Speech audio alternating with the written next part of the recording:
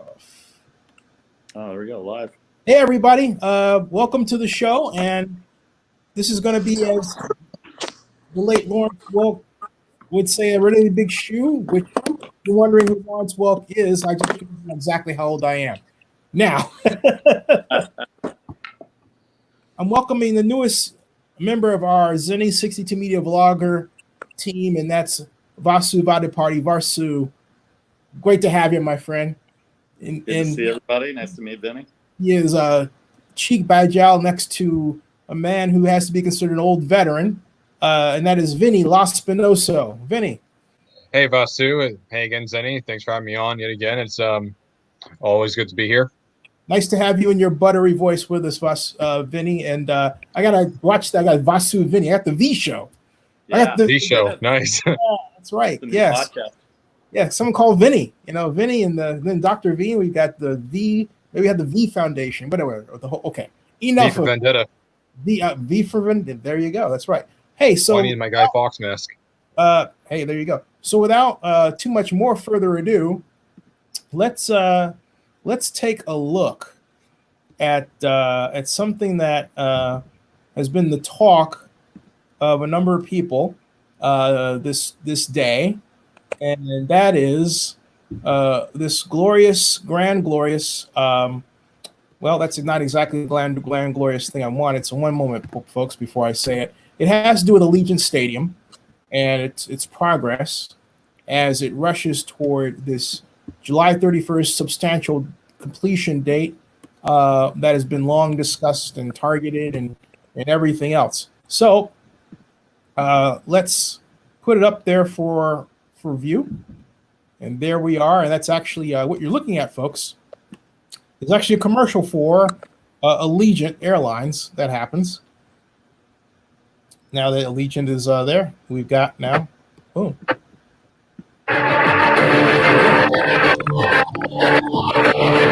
is the stadium. And I'm going to kill the sound mainly because I don't want to get copyright. But the whole point is what we're looking at is how it's progressed. And they have the field turf in. As you can see, many of the seats are installed, although not all of them. In fact, you've got boxes, you've got the. Look at those nice seats there. Look at that. Let's go back a little bit. Let's take a look at that. Let's stop. Let us stop. Oh, you can sit by the seats there. You've got the Delano nearby. You've got the turf going in, and you've got all the electricity and all of that. They've got a long way to go, folks. That is another. As I look at it, because they don't have a big crew, they're looking at about another 2 months of work. So, at least. Yeah, I smell a deadline being missed, but that's me. Probably. But that's not. I see it too. I have to say though, it's freaking cool, man. I mean, it looks beautiful. Not only that, don't forget the turf.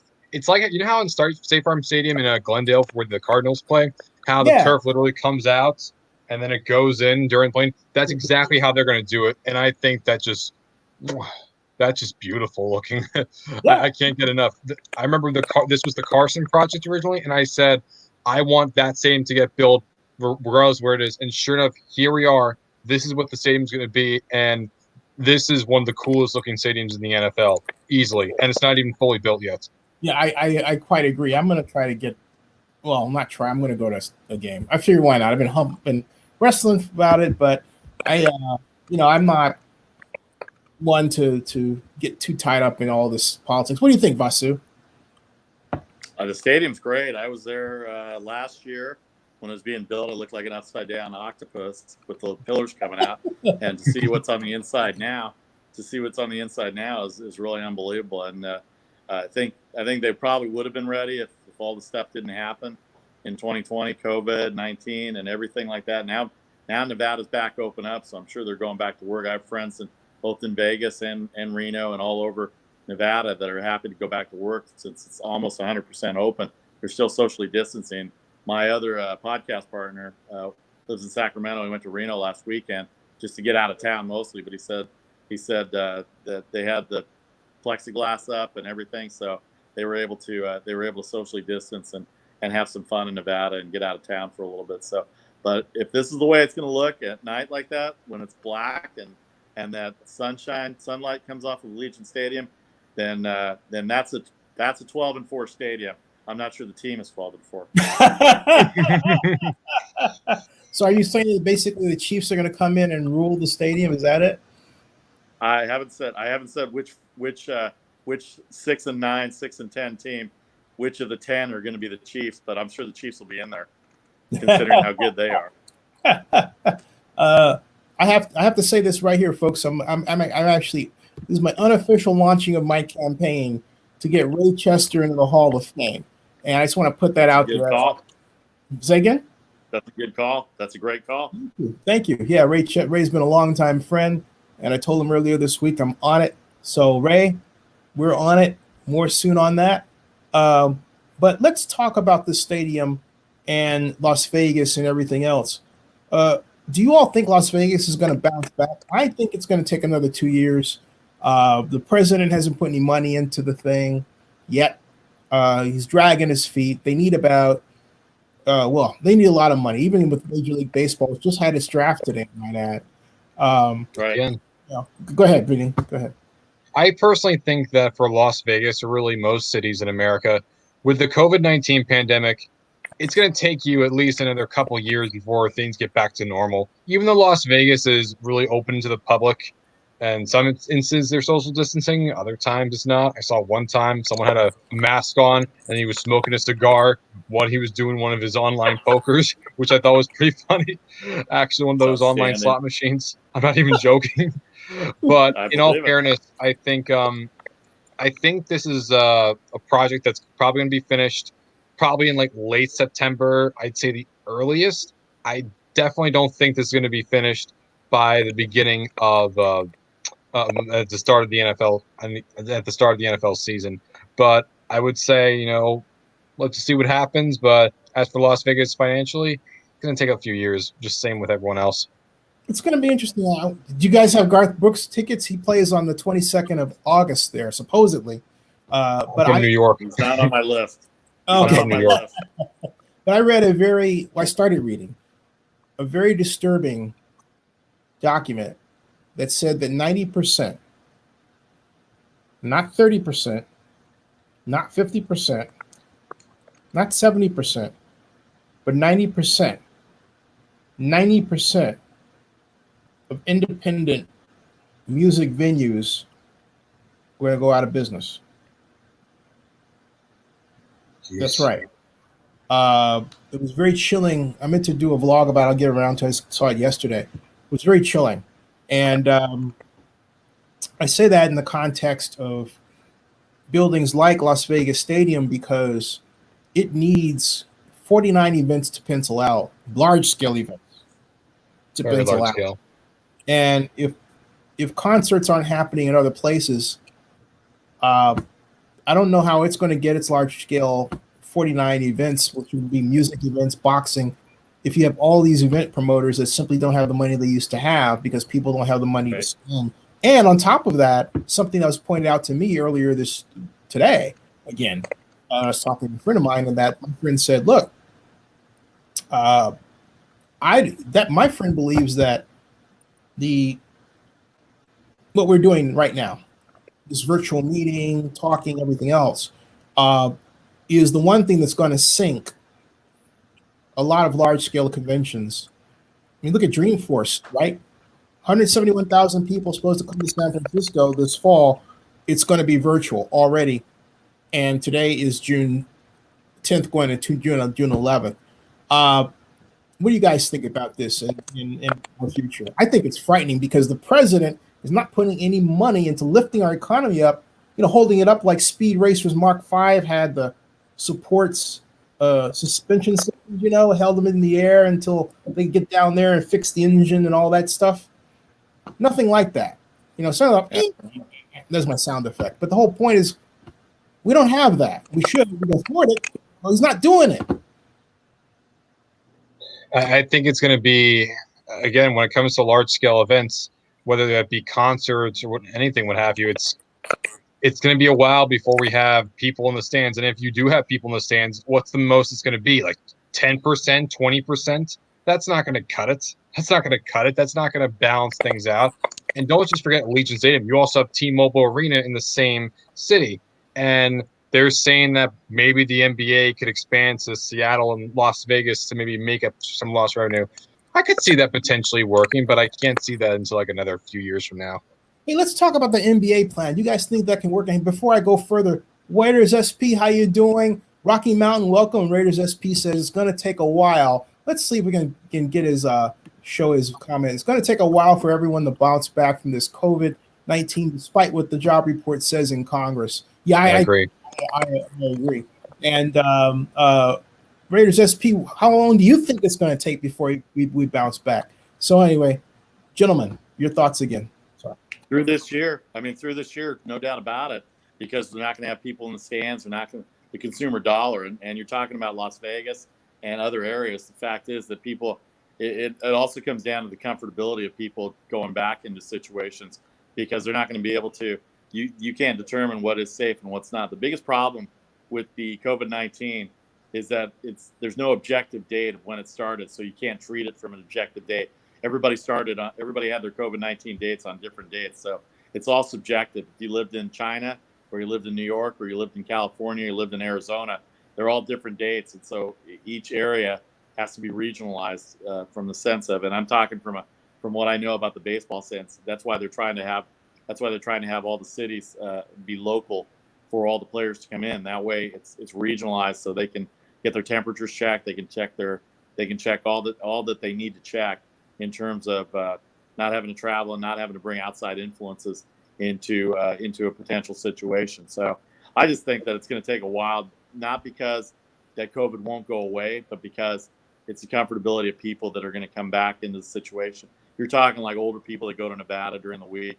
A lot of the older people won't go back because of the situation of older people being more chance of getting symptoms than younger people do. That's one part of it.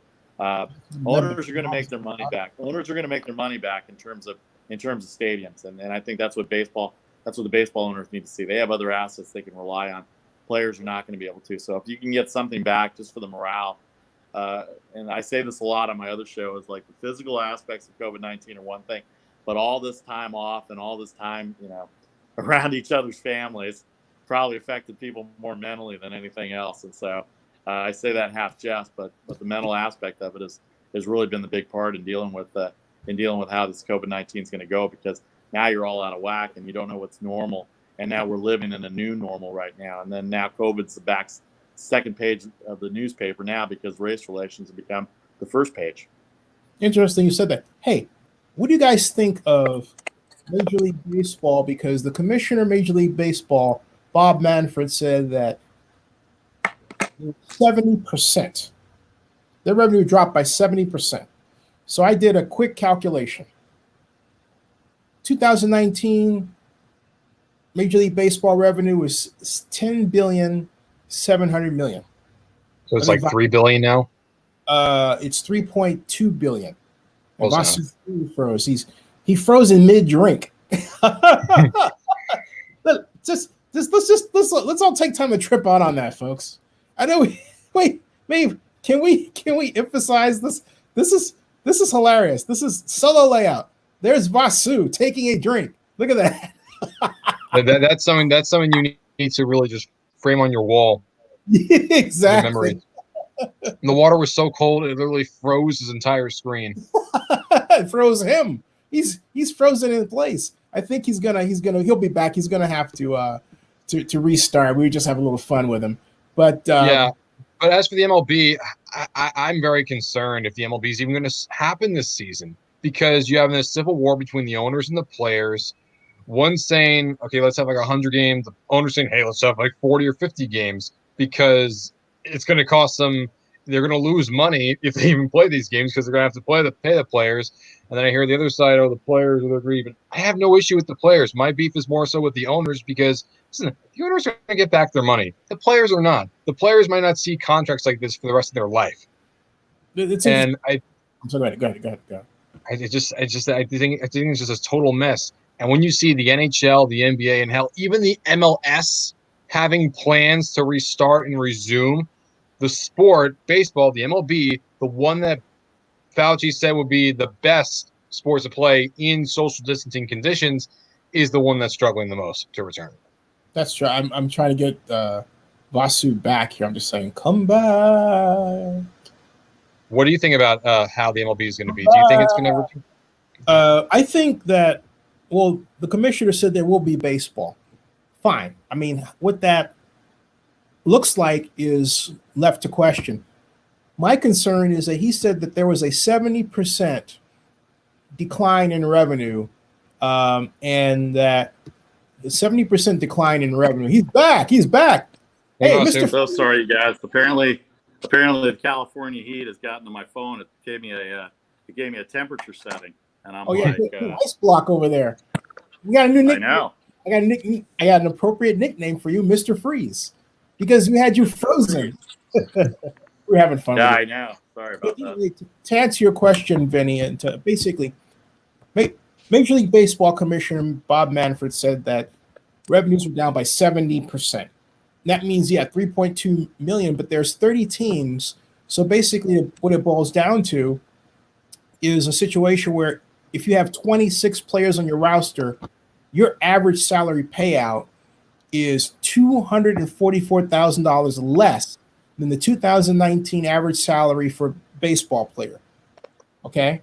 So that is how cash poor baseball is compared to what it's used to and what it needs to basically field itself as a financially healthy going concern into this year.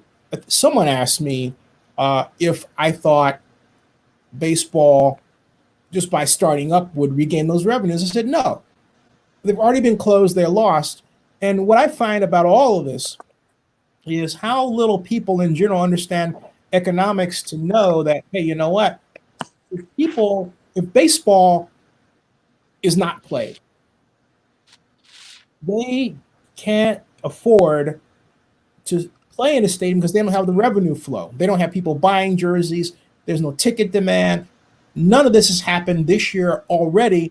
They've taken a gigantic hit. Yet in all of this, you had the Oakland Alameda County Coliseum Joint Powers Authority and the esteemed executive director, Henry Gardner, who I'm still shocked did what I'm about to explain, say, hey, basically, he's going to hang out the Oakland A's to dry in what exists of the media, and at that, a lousy example. After a board meeting the previous week where they basically admitted in so many words, hey, we don't expect any revenue because, look, people can't use our stadiums because of COVID-19. Woo! So why hang the A's out to dry? But now we see that the A's don't even have enough money to pay, let alone any other team in Major League Baseball, the comparable average salary to the year before. It's $244,000 less, which means that players are going to have to take a haircut this year. They may not like it.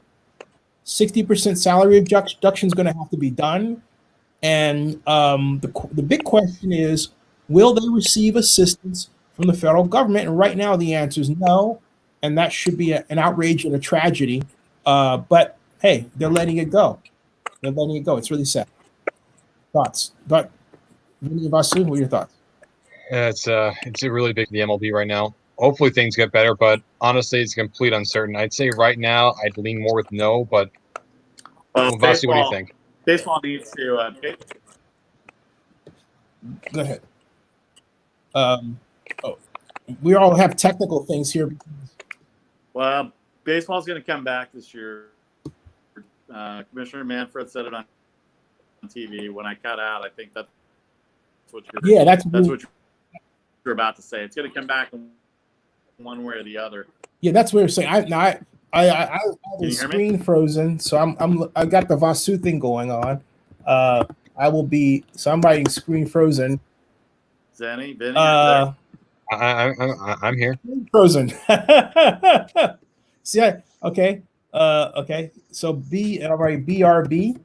All right. Screen frozen. BRB. All right. So yes, I'll be right back. Yeah, Vasu. Okay.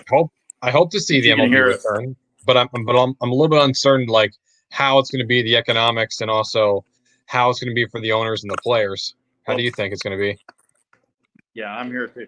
Well, the owners have to pay.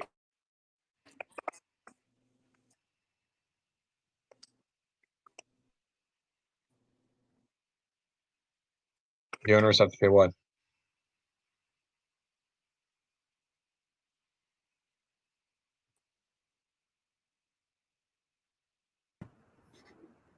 Hey, I'm back. Woo!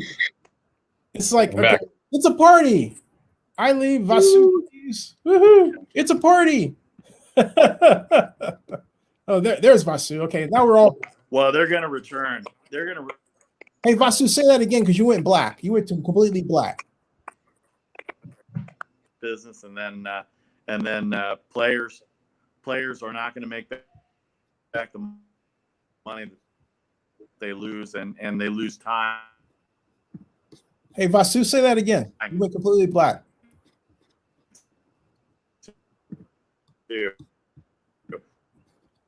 I'll say, hey, Vasu. I'll say, hey. California sun's affecting your phone again.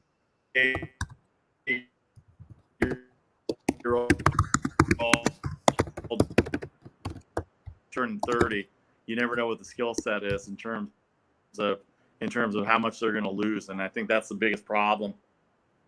Is what's going to happen. Yeah. Oh. Yeah, they're going to have a season this year. It's just a matter of whether they have good faith negotiations going into next year, and whether they trust each other or not. So that's the biggest thing right now is being able to get baseball back for this year, so people feel good about themselves. Yeah, I think you're absolutely right. That's the main thing. But what does that mean? Does that mean like a few games? And we had the Major League Baseball draft, but let's see what the A's got. Okay. I'm not sure what's going on. I don't think it's my internet. I'm not sure exactly what's going on, but I just think that baseball's going to come back because. Okay, the A's. And the A's. They can play 60 games. They can play 60 to 70 games. They don't need that many days off. The minor leaguers, since the season is canceled, they can have a taxi squad, and they can bring some of these players up from the minor leagues and have them a rookie league or a single A league. I also, besides Vasu, I think or am I not? Yeah, I heard you that the minor leagues gonna be no minors this year. You can see them having like 60 to 70 games. It's gonna be a bit of a tax break for the minor leaguers. But I'm also hearing that there's a potential chance that they go from the regular 10 playoff teams to like 14 or 16 playoff teams. Do you think it's likely that's gonna be the case for the number of playoff teams if we do have a season? Baseball makes their. I'll answer this in one way. Baseball makes their money in the playoffs. A lot of their TV revenue comes through the playoffs. So the more playoff teams they have, the more interest. And if you've got a shortened season and make it more of I don't know if they're going to do a round robin style or how they're going to do it, but each league will get 7. That's what the original plan was this year. 7 teams in each league are going to go, and the number 1 seed gets the bye, and then it goes from there. So it'll be very interesting to see how that works out. But the fact is that they need these games to get to the playoffs. And if they get to the playoffs, then the TV revenue money comes in. And that offsets a lot of losses for the owners. Hey, so guys, real quick, the Oakland A's selected high school catcher out of Turlock. His name is Tyler Soderstrom in the first round. And let's see real quick what your San Francisco Giants did as we type SF Giants in there. And Patrick Bailey. Oh, Patrick Bailey for it says North Carolina catcher. Patrick Bailey, is that it? Right. North Carolina State. Yeah, here we go. Estrada reports this is going to be fun. Turlock High star Tyler Soderstrom selected 26th in the first round of Major League Baseball draft by the Oakland A's moments ago. Pop Steve was a first rounder by the SF Giants a generation ago. He was a beast at Turlock High. Great program, great family, and now rivals. And then we got this person put North Carolina Patrick. Didn't even add his name in. That's weak. Thank you for filling in for us, Vasu. And same thing here. Giants select North Carolina State catcher with first round pick. Well, give us his name. This is disgusting. Patrick Bailey. Yeah, Patrick Bailey is the name. I mean, people. It's like, look at again. All right, they just copy and paste. Does anybody know how to spell anymore? Look at this. Nah, man. Just copy paste. It saves you time with the dictionary. But look at this. East Bay Times does it too. No wonder they're not the Oakland Tribune anymore. Look at this. Okay, tell us his name. Tell us his name. Tell us his name. We have to leave it to, okay, look, finally we got it. All right. Patrick Bailey. And we got Patrick Bailey of North Carolina State. Yep. But you know what, Vasu, don't you think it's awful that the media just can't spell out the name of the person in the Twitter? Well, I know, you know what it is. It's the same headlines wind up on their platforms. It's one of those things that they do that Zennian 62 Media doesn't do. We will put your name. Look at me, folks. Right. We will put your name in the title where it belongs. So you don't have to hunt. All right. That stuff's ridiculous. All right. Anyway, Saved you a click. A pet peeve of mine. It's a pet peeve of mine too. I get tired of it. Well, like I said, you won't believe who they. It's clickbait. It seems kind of cheap. Yeah, click on it so you can find that. Just tell me. If I want more, I'll click on. Anyway, enough of that. All right, moving forward. All right, so we went through all that stadiums and the NFL. It seems everybody's talk. The talk is that everybody's talked about Black Lives Matter, except the owners. Now, actually, I disagree with that because Mark Davis did address the issue, but actually, in a sense, maybe he really didn't. What's going on? You think they just trying to figure out whether they should just say, Colin, come back? Because if they did, Colin Kaepernick made $6 billion for Nike. Colin Kaepernick will make billions for any NFL team that's smart enough to bring him in. These folks, oh my Lord.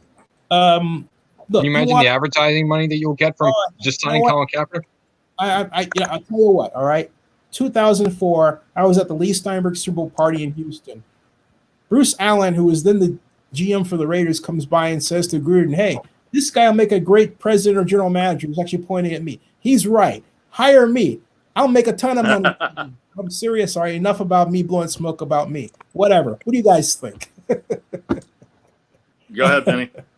I thought I was giving you wrapped up. Everybody's like, they're all dead. Like, oh no. It's just like, you know your stuff.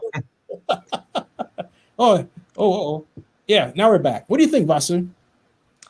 Well, I mean, it's obvious it's a big issue, and the situation that has come of it has always been there. It just takes unfortunate incidents and events to have that happen for it to come back again into the forefront. And that's the problem. That's what I said earlier on the. I don't know if I was off the air or not when I said that. It seems like the news cycle changes because COVID-19 dominated for 3 months, and now it's on page 3 because once society gets into a normal pattern, so we're used to COVID-19 now, and now page 1 is Black Lives Matter, which is very important and it's completely right. But now it becomes page 1, and now we're unsettled from our normal and the protesting and everything that's going on. I want to ask you a question, if I may, Vasu, because the assumption is that it's just us affected, but have you? Everybody. What kind of experiences have you had being, Indian descent? Well, I've had after 9/11, I've had a couple people tell me to go back to my country. My sister married a third generation Lebanese family, but he was half American, and they're third generation here. So their last name started with an A. So basically, you can open a phone book and find them. When we had phone books, you can find them like within the 4th or 5th name. And she had 2 young babies at the time, and somebody's calling the number at the house, scaring her to death. So I had to go over and check out and make sure that there was really nobody outside of the house. So it affects everybody, and it's a movement. It's just not. I mean, I don't want it to come out wrong. Black Lives Matter is the movement, but it's all people that face it one way or the other, whether it's racism or reverse racism or mob mentality, or I just think the people that are rioting and looting, and I've said this on my show too, I think that people like that are using the peaceful protests and legal protests have no business being there because it's under the disguise of peaceful protests and peaceful legal protesting. And I think that looting and development and damaging people's property and attacking people for no reason, obviously is a bad thing. But the fact is that racism is all around. I've experienced it. It's kind of funny. I'll tell you this real quick. I want to push you back when you do. Go ahead. Go ahead. The only reason I'll tell you a real quick story. Yeah, I had a real quick story was a few years ago, I was commenting on some baseball stuff on my Facebook page, and I had somebody tell me to go back to my own country and go back to goat herding. And my response to that was, I said, the joke's on you. I was born in Harvey, Illinois, and I played baseball through college, and I know nothing about goats. So have a nice night. Actually, wait. You were not too far from the real GOAT, Michael Jordan. Right there. Well, I was a kid. It was way before his time. Yeah, but I was born in Chicago. Yeah, well, But yeah, you're right. Not too far. Well, not too far, right? But what I was going to say is that I find that, look, first of all, there were a healthy number of people who came in, like, let's use Oakland as an example, who came in not from Oakland, but specifically to be part of a show or something. Some of those people were paid. They were paid. Sure. People who wanted to get insurance payments. They're paid by people who have nefarious purposes. In some cases, they're paid, and people don't talk about this, by public relations organizations that are seeking to do essentially what happens. Instead of the focus being on truly Black Lives Matter and also the horror of what we saw, because there's a lot of money for some people to lose, a lot of money for some people to gain. They, in some cases, engineered these lootings to happen.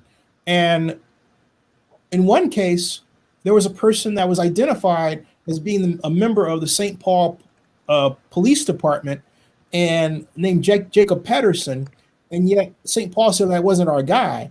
But then no one identified him, and they wouldn't present him for a question. What was he doing? This person was caught on camera going up to AutoZone, smashing windows out, during the initial protests after the George Floyd murder, all right?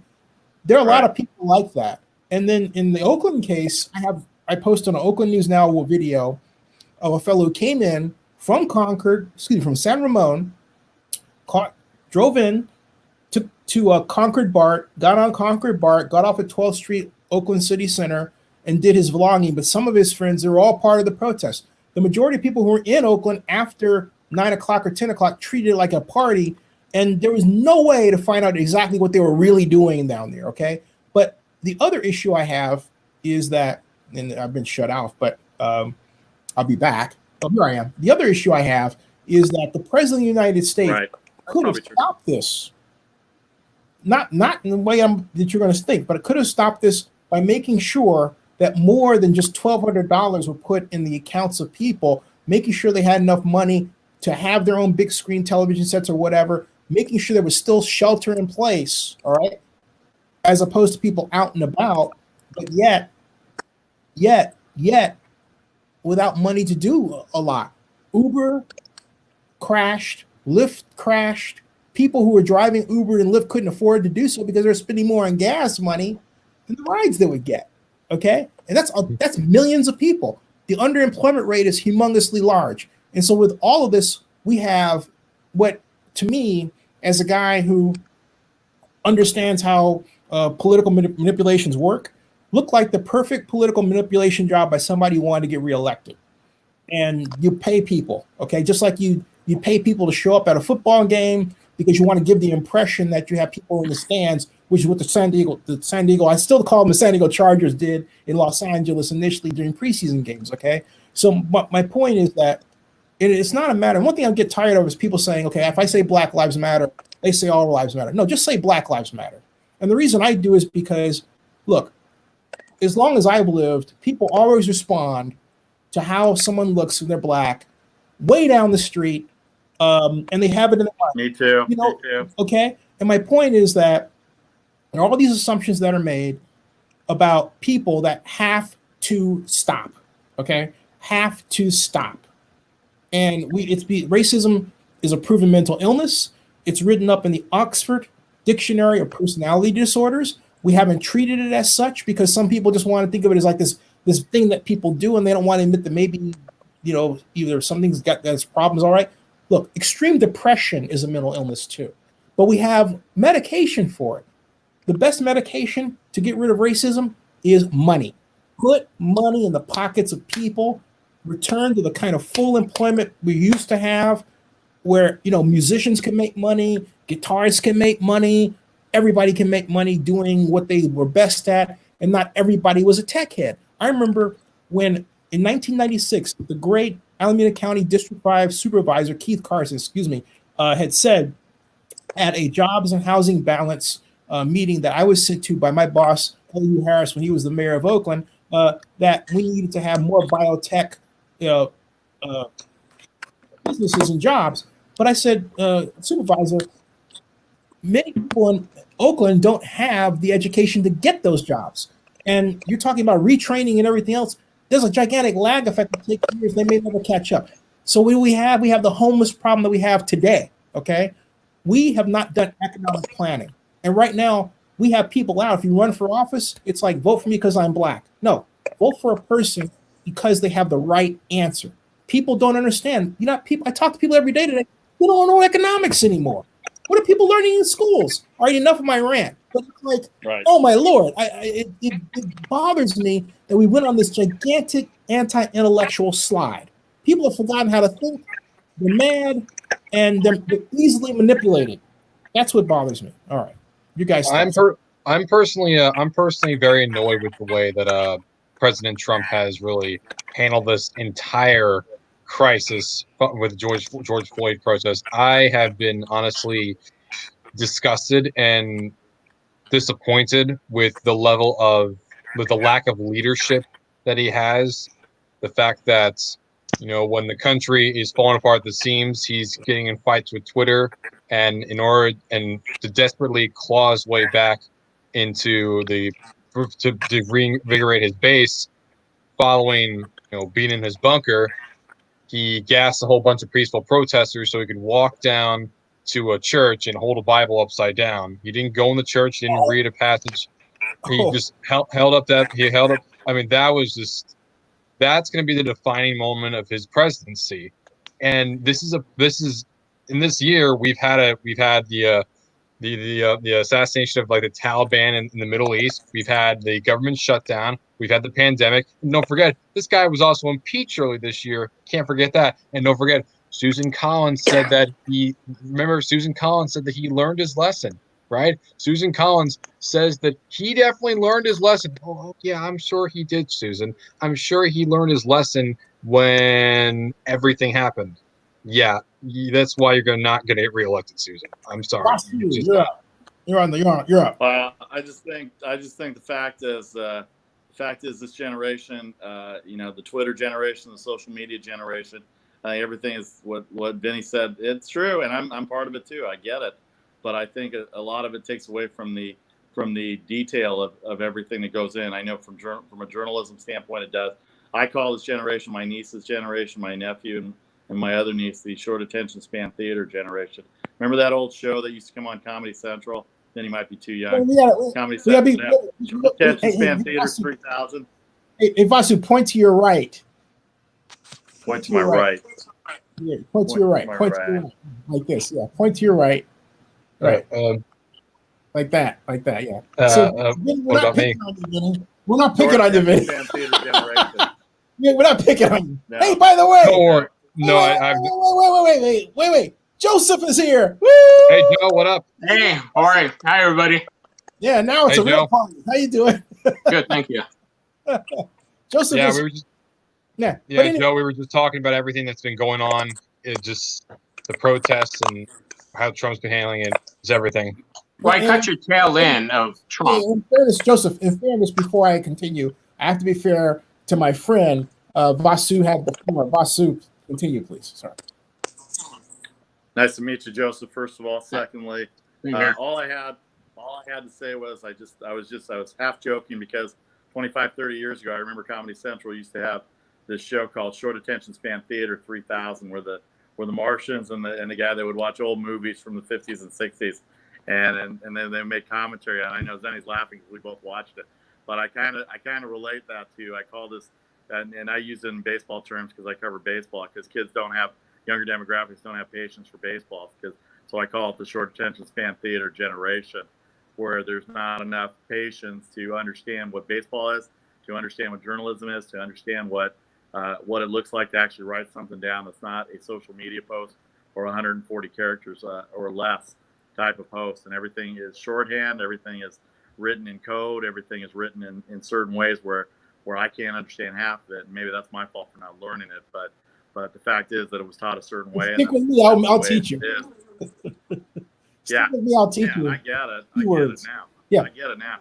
But short attention span theater, and I think that's where the communication is lost, because everybody, and there is no I had a professor, and I'll leave it at this. I had a professor in college that always said, and I take this to heart and I use it all the time. I say there is no progress without discourse, and that means people have to have differing viewpoints. If you can't progress without differing viewpoints, and if Zenny and I disagree on something, I'm not going to call him a blank and blank just because we disagree on something.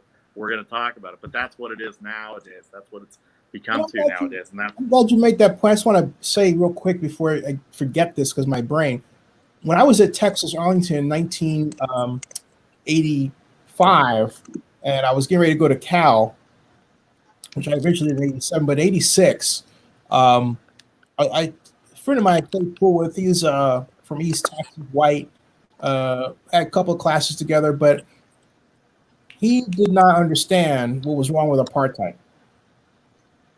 You hear what I just said? You didn't know if you didn't understand what apartheid was. Isn't that what happened in South Africa? Apartheid was a regime that was more than segregationist. It was basically one step from slave labor, slave treatment for African Americans. Okay, and it was a major upheaval led by the release from jail of Nelson Mandela. But my whole point is he didn't understand why apartheid was a bad thing. There was no social media in those days. There was just talking. So we had this conversation over the course of the next year. And by the time I was ready to graduate, he thanked me for listening and not judging him. And he had understood now why it was a bad thing. Now, those kinds of encounters are needed today. We don't have them because we have social media where people can sort of go in their little hall, find some little group or whatever, and have their own worst insecurities reinforced, or think that, oh, they lost, like Dylan Roof was upset because he couldn't meet a girl and thought that black guys were taking white girls from him, when in point of fact the dude was just screwed up and no girl wanted to deal with him anyway.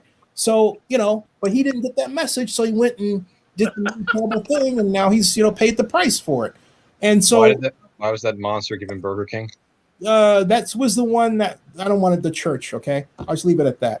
Who also sported a Confederate flag, I might add. But the whole point is that we have went to a society where it's too easy for people to escape from encounters that with others will be healthy.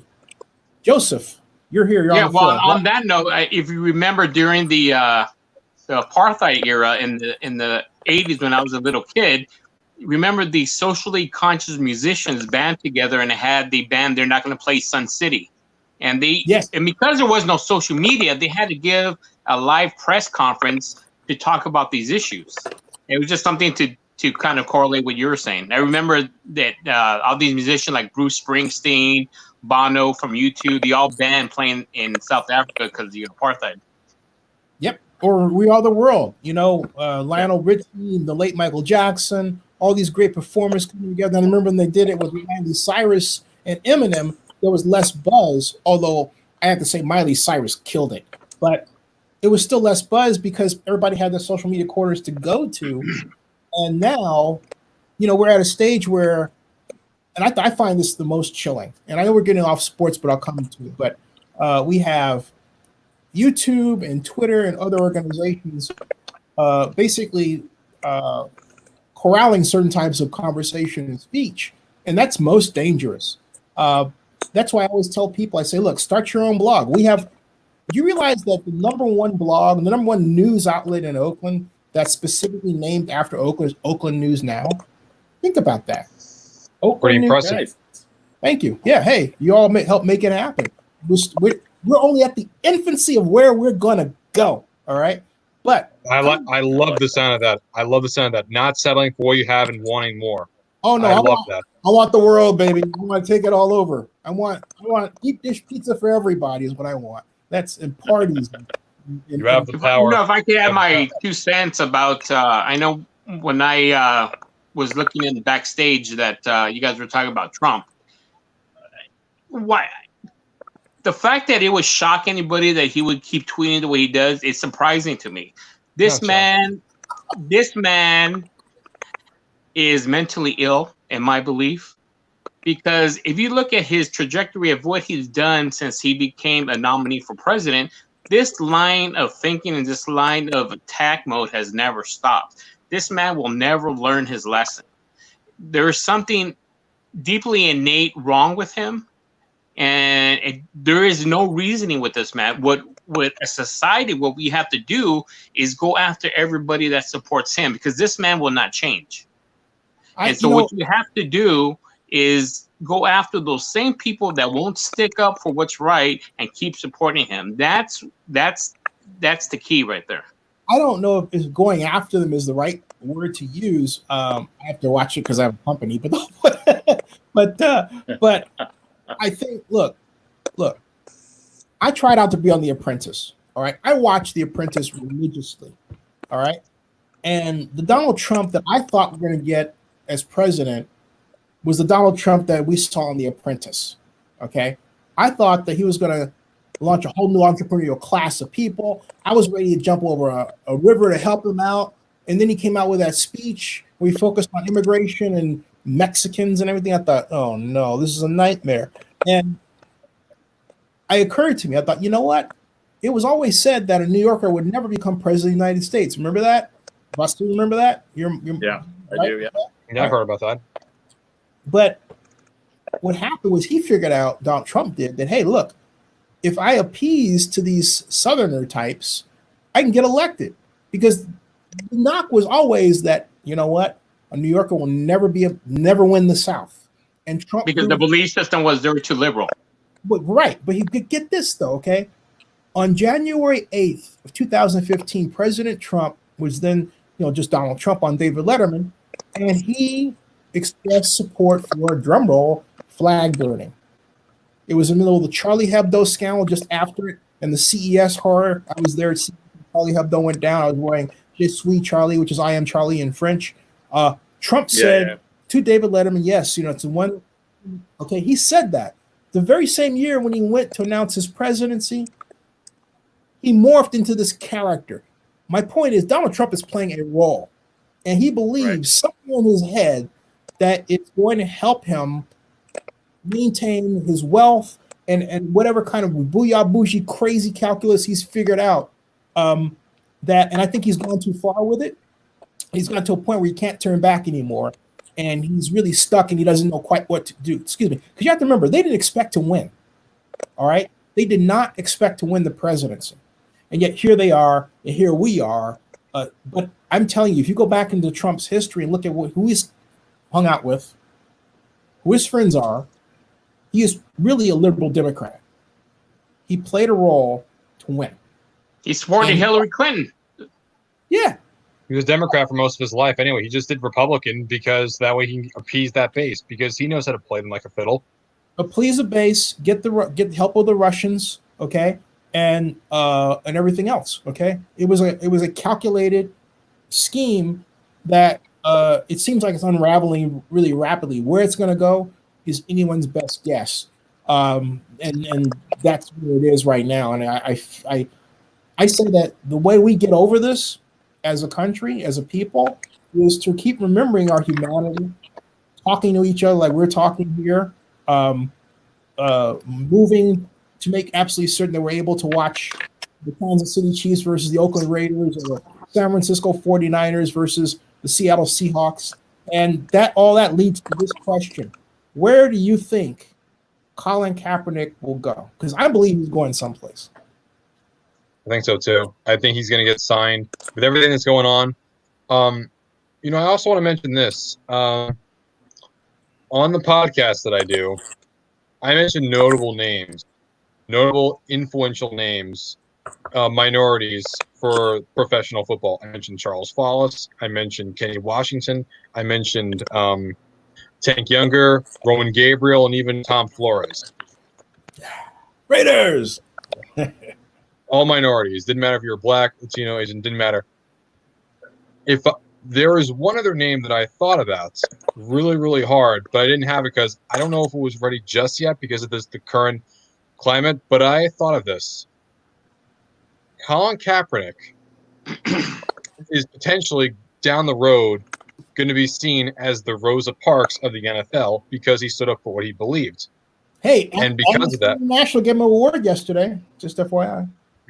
I'm saying, this may be down the line, and I think you would still need to have like a Fowles, Younger, and Flores and whatnot, but I wouldn't have any issue with, for his impact for civil rights, hey, why not Kaepernick down the road for Canton?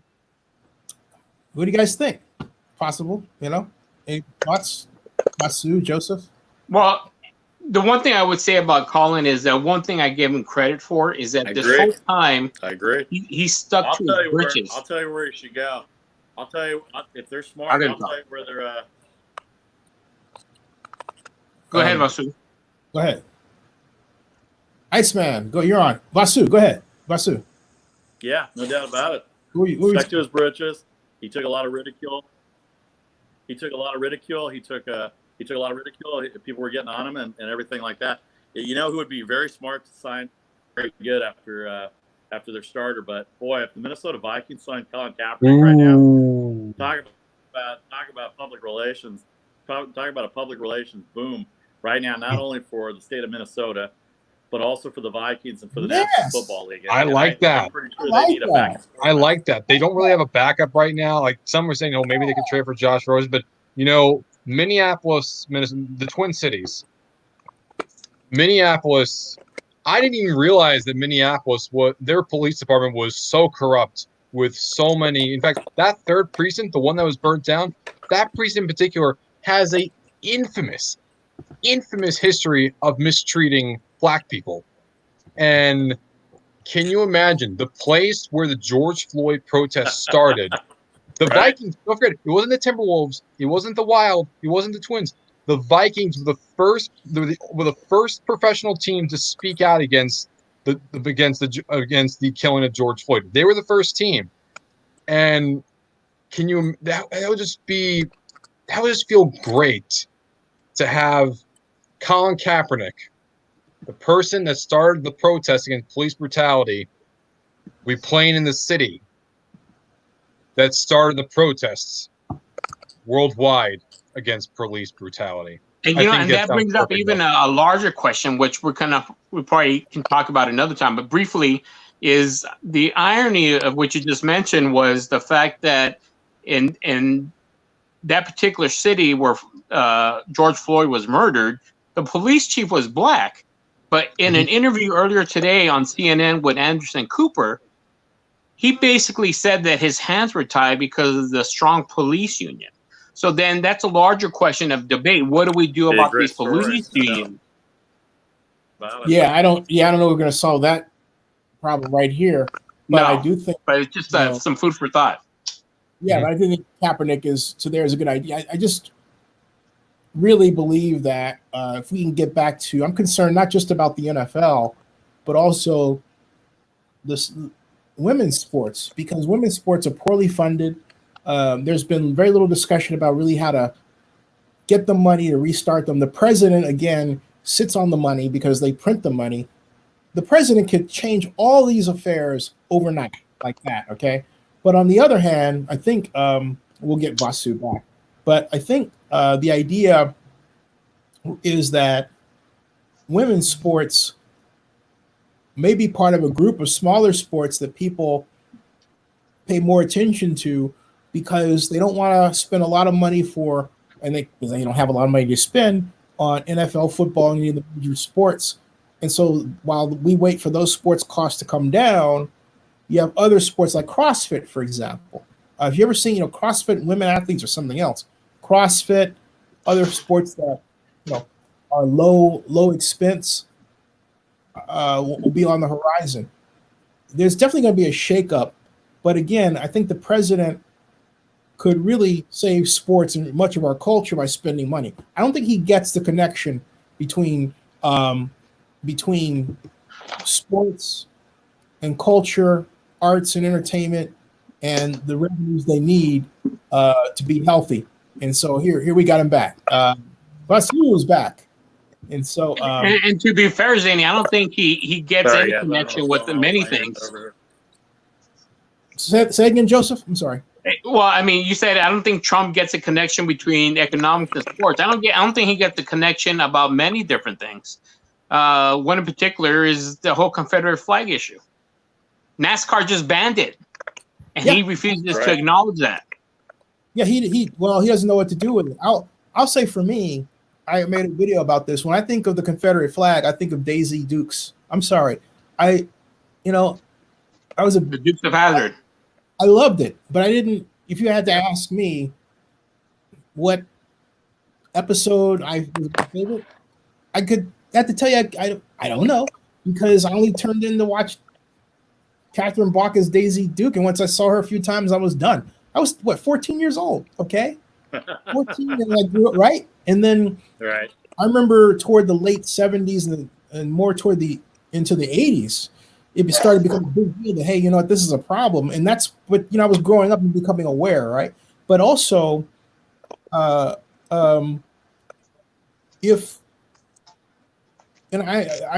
also think about Skip Gates. Skip Gates is a noted Harvard researcher, black, who was most noted for the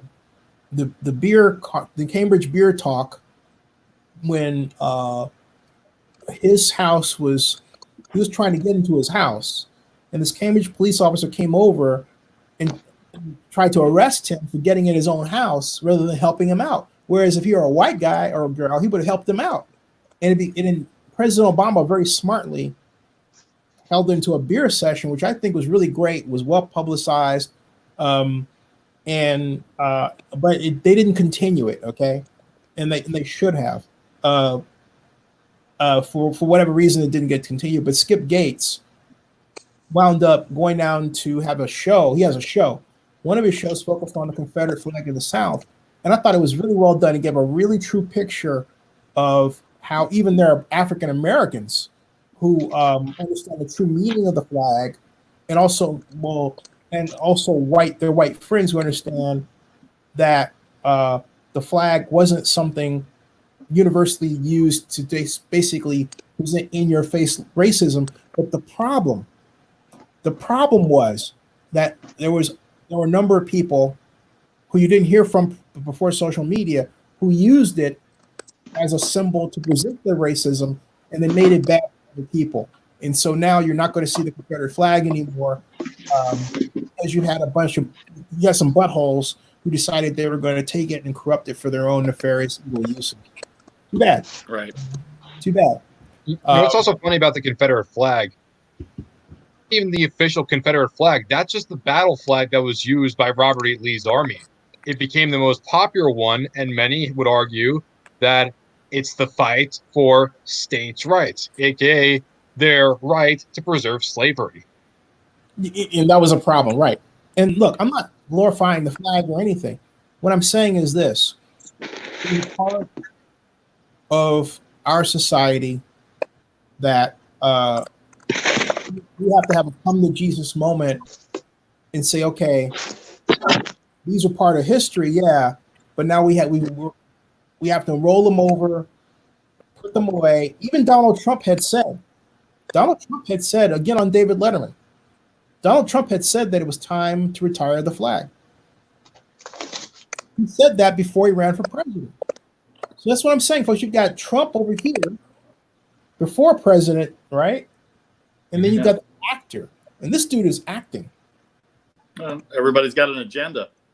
Yeah. Well, and also you have former generals that also stated, I think it was earlier today or last couple of days, that a lot of these battleships are named after Confederate leaders. It doesn't belong there because those Confederate soldiers took arms against the United States. Mm-hmm. And for whatever reason, these battleships were named after them. So that's another point to get rid of that. Yeah. So, all this is going to come up I remember being at the airport headed to Comic-Con in San Diego. Some guy had their Confederate flag on. I was thinking, I wonder if they did, but they were obviously just saying that just to say who would dare them now. And it's really sad we've come to that. Okay, it really is. It's the mentality. It's the mentality that it's come to represent. And I think those folks really should take a step back and really get their heads examined, because it could be turned around to where the bad parts about it are carved out, and yet there's the good parts about the South that can be maintained. And I think about Paula Deen in that context, because Paula Deen said something she had no business saying. And I remember coming to her defense in one of my vlogs where I said I think she'd been enough. I'm happy I said it, and I'm sorry I said it, because CBS took my video and used it on CBS Morning News without telling me or asking me for my permission. All right. And I had to find out about it by going to the gym that morning. And some guy said, "Oh, I saw you on the CBS Morning News." And I said, "I wasn't on the news." And he goes, "Yeah, you were." And I said, "No, I was." He goes, "Yeah, you were." What a stupid thing to be a position at. Like, I'm on the news. I don't even know I'm on the news, right? But the whole point is because of that. But I'm proud of it. And the point that I was trying to make is I hated to see a person that really didn't mean bad crying. Okay. And I think I've come along. I think I've come enough way in society, if you will, to know someone's heart and to know when they're speaking legitimately and honestly. And I believe that that's what Paula Deen was doing. She made a mistake. She knew it, but there are people who just wanted to crucify her for it. And I think that we really need, instead of going the wrong way, and I understand why it's happening. It's happening because of this horrible thing that we are all presented to, that was done by Derek Chauvin to George Floyd. But there are people who want to demonize, and they don't want to. They're mad, and I get it. That's why we had the protests for a reason. We had these protests, and this stuff that happened because it was a direct example of the evilness that was presented to millions of people at once. And we have to deal with that. That's social. The Lord basically, I always said to a friend of mine, I said, the social media is the Lord's mirror of society, and it's the way the Lord has to show us. I'm not saying anybody has to believe in the God I choose to. It's my choice. But my point is, it's the Lord's way of showing us. He said he had to go phone too hot.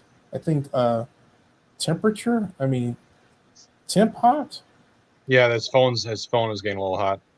Oh, temp hot. Okay. It's a temp hot. Okay, yeah. Vasu has a phone that got really, really hot and overheated. How does that work? Does that happen to your phone? Yeah, it happened to me one time when I was driving my car, and my phone right here got a little hot, so I just let it cool down for a few minutes. Oh, okay. Yeah. That's what. But also, going with the Confederate flag stuff, it's not only just the flag, it's also the whole debate going on with whether or not the statue should come up. And I always use this example. In Germany, you do not see statues of Nazis. You don't see statues of Hitler or Eichmann or Mengele, because they were horrible people. But that's okay. But that's fine. But it's not fine to have people that literally supported slavery because, let's preserve in our history. You want to know history? Read a book. Read a book. And usually these are from the people that generally read the least amount of history book. I'm not trying to jab at them. I'm just saying, look at the education numbers in there. It's not as high as some other places at North. And yet they say we need to preserve our history by gazing at a statue. No. You learn about history by reading. You learn about history by studying. You look at videos. My thought was that there's two thoughts I had. There was before George Floyd, and now there's after. And after George Floyd, I just think, we need a sea change. But before George Floyd, what I thought of was, rather than going around and taking down the the symbols and everything. It's not the symbols, but the statues and everything else.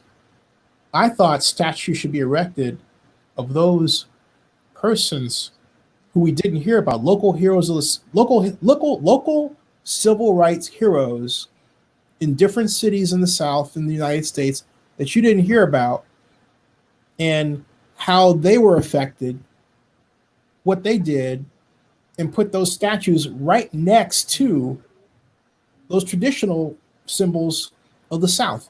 In other words, the New South symbol should be of those people that locals talk about that maybe had a sit-in here, or a gesture or business, or maybe the first African-American business.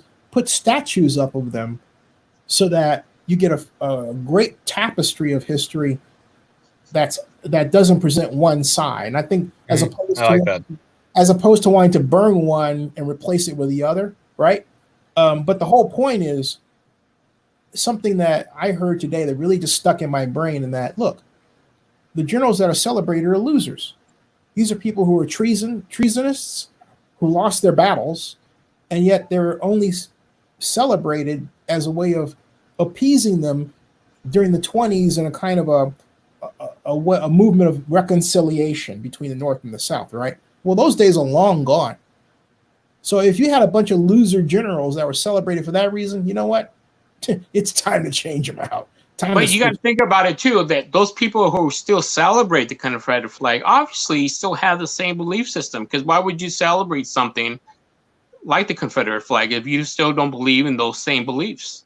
But it's funny you mention this, because Skip Gates, on the show that he did as a documentary, the people that he talked to didn't agree with the criminal aspect of the Confederacy, what it did with slavery, okay? But there are other aspects to people down here. The flag, some people, not all, because I don't know everybody, but the flag represents Southern hospitality.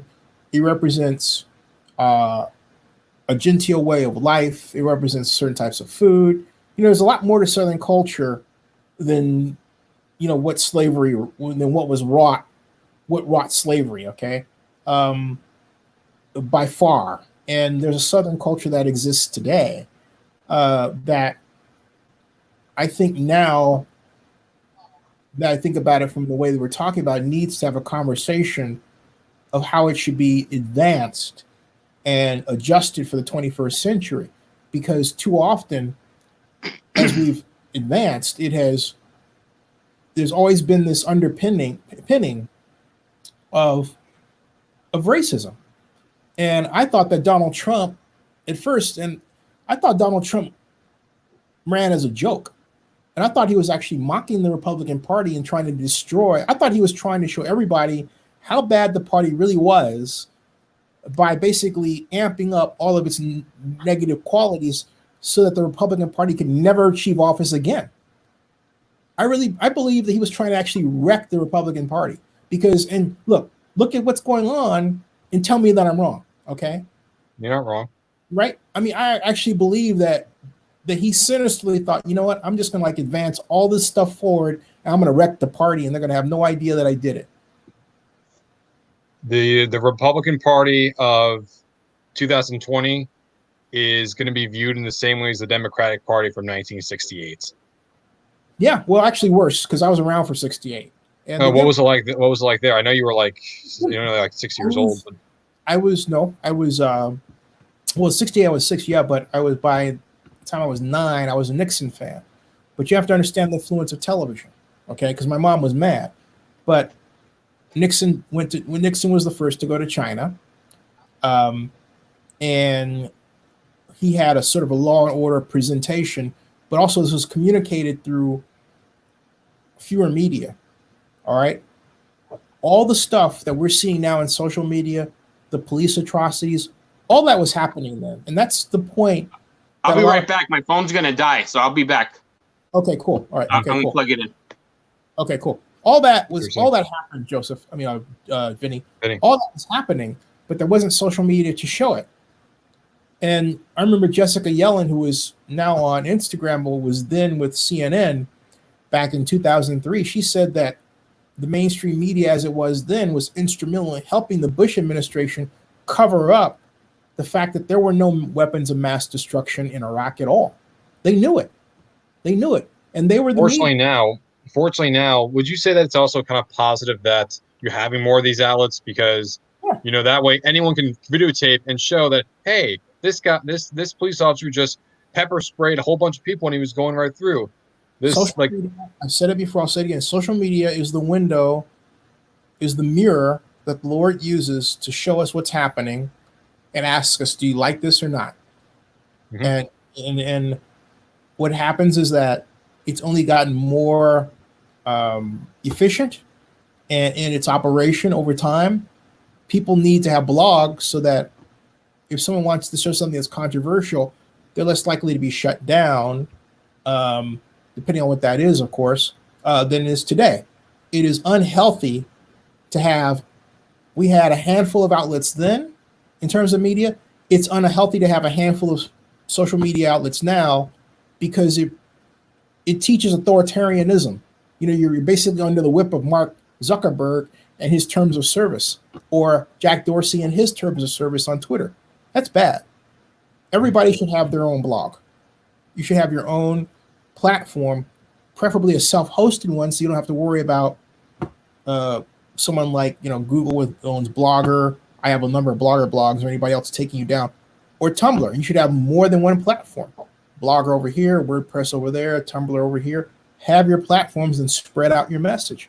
But we have to get back to that because otherwise, we're going to have always a handful of media in an electronic age, a digital age, easier to manipulate even than its counterparts in the past.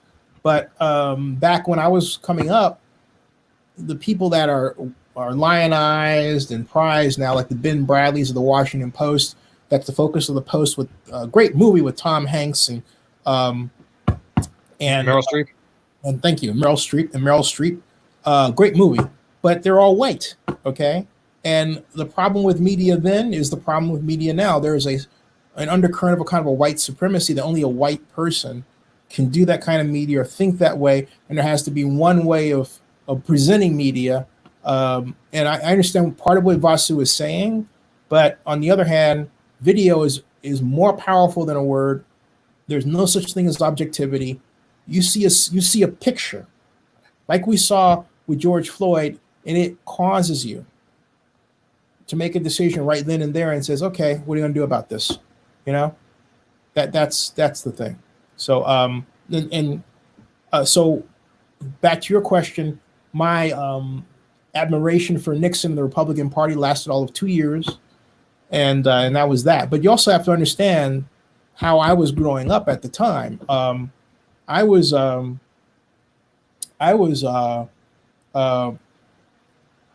Chicago. I didn't get along well with people that I knew there. I was made fun of for liking science fiction and Star Trek.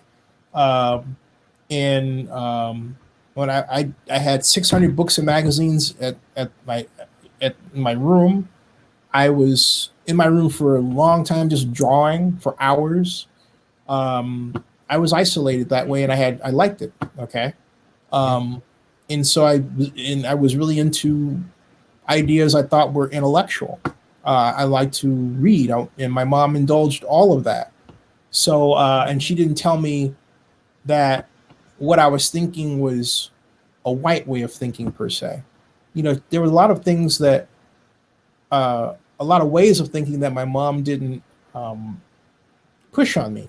She let me become my own brain, and the biggest thing she did was she worked for United Airlines for 30 years, and so I was able to see places that growing up as a Black person in America I would never normally have seen.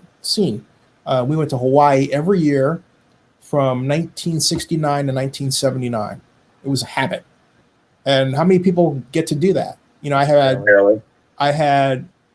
when I was coming up in the 60s, when people having negative encounters with people who are white, because of the way we were traveling and moving through life, my encounters were positive. I remember when I was 7 years old, there was a developer in first class that I think wanted to keep in touch with me because he liked what I was thinking about as a baseball project.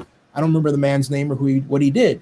I can go on and on and on. My mom said she thought, well, you're probably going to marry somebody white because you're used to stewardesses being nice to you, and they're white. They're mostly white at the time, okay? So that's my experience. It's a unique, I say unique, but it is. It is. Mind if I tell you my experience? Yeah. No, see, obviously I'm not as old as you are, so my experience is a bit different. See, my town is 98% white. It is pretty white. In fact, West Islip, where I'm from, is nicknamed White Islip because of the way it is. In fact, Long Island in particular, I did this research. Long Island is the most segregated area in the entire country. You said Long Island, right? Long Island, yes. Okay, so wait a minute. Let me put my brain on here. Do you know where Penn Station is? Yes, that's Penn Station is right by MSG, Madison Square Garden, where the Rangers and the Knicks play. Okay, so do you know where what was this place? How do you get to which train line do you get to get home from Penn Station? Babylon. Okay. Yeah, Babylon. That's at the very, very end, and West Islip is literally right next door to Babylon. Okay, and then there's another train that I had a friend that lived in. Oh my lord, where did he live? Sayville. Huh? Is it Sayville? Starts with Hills. Is it? Oh, Dix Hills. Dix Hills. No, it wasn't. Half Hollow Hills. No, it wasn't D. It was H. Half Hollow Hills. No, it was Forest Hills. No, it wasn't Forest Hills. It was. We got off there. What happened was we were covering the NFL draft, and so he said, I was out in the partying and all that stuff, and here's Joseph is back, and his name is Bill Chackus, and he and his wife lived out there. Let me see if I've got an old email from him, but it's been a long time, and we used to get off there, and trying to figure out his mailboxes, inboxes, and there's no search. Here's the search function, okay? Yeah, here it is. Okay, that's plan of action. That goes back to a long way, but I have forgotten where he lived. Back, it was. Oh boy, it was off of. It was a train you take. It would take us through Brooklyn. You could get off there. What was it? Let me see. Long Island map. Let me see if I can get a map of Long Island. That would help. There's the maps open, and then once I have there's that, and let me expand out that, and there's Connecticut, there's Long Island, there's such things. It's not Farmingville. There's not baseball. Farmingdale's over here. Okay. Well, there's something that says baseball heaven. That's what got me here. And oh wow, this is trying to do this in a way where there's Levittown, South Page. That was an iconic town because that's where a lot of the army was. The Levitts, all the houses were the same. Long Island, let me see, train. LIRR. Path train? It wasn't the path train. Long Island train. How about Long Island train? Patchogue, that's a little bit more. Train. Long Island Railroad. Okay, Here we go. I think we found all the stops here. Let me see what'll give me. There's a train facility, Central Bright, Hicksville, yes. That's where he lived. There it is. Hicksville. Never thought I'd find Hicksville. It's been a long time. That's where he lived. That Hicksville's Nassau. I mean Suffolk. That's the counties. But what I was saying about Long Island, Island is Hicksville to me was pretty mixed. Mm-hmm.